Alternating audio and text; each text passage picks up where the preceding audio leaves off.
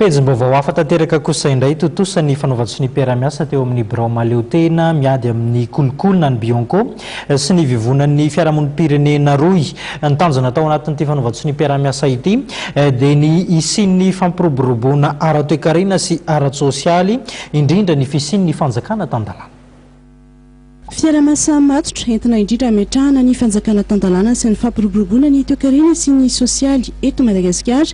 Io no antom-pisian'ny lanonana fanaova-tsonia andro antolakandro teo amin'ny birao Mahaleotena misana ny ady amin'ny kolokolona ny Bianco sy ny vovona ny fiarahamonim-pirenena roy natao teny amin'ny Lohinsy Ambohimanambola.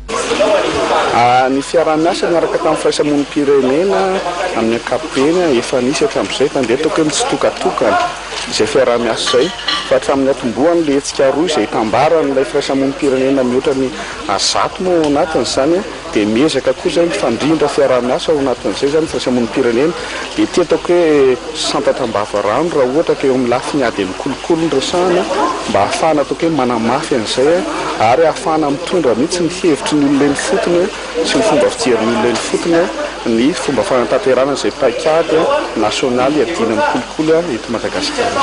Ny fanarahamaso ny fomba fiasa ary koa fampandehanan-draharaha eny amin'ny isam-pandraraha-panjakana maro samihafa no sahan'ny reto fiarahamonim-pirenena ireto. Manao izay interpellation nareo famitonareo dia miteny internet dia izay manao ny redressement na manao investigation raha toa ka ilaina.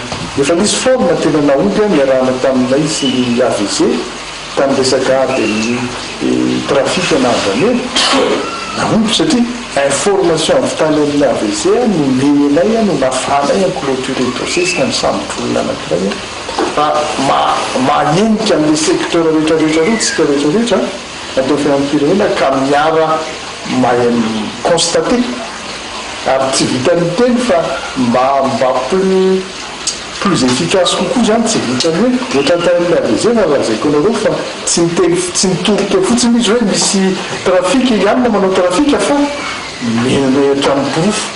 Ho an'ny birao Mahaleotena misana ny ady amin'ny kolokolo kosa dia ny fahafahana mampita ny vaovao miaraka amin'ny porofo mazava no vahaolana. Ity fifanara-piara-miasa ity ihany koa dia ahafahana manatsaratra ny asa tanterahany ity hetsika ity. Ary ampitsy moa no anatanteraka ny tatitry ny asany nandritry ny taona 2024 ny Bianco.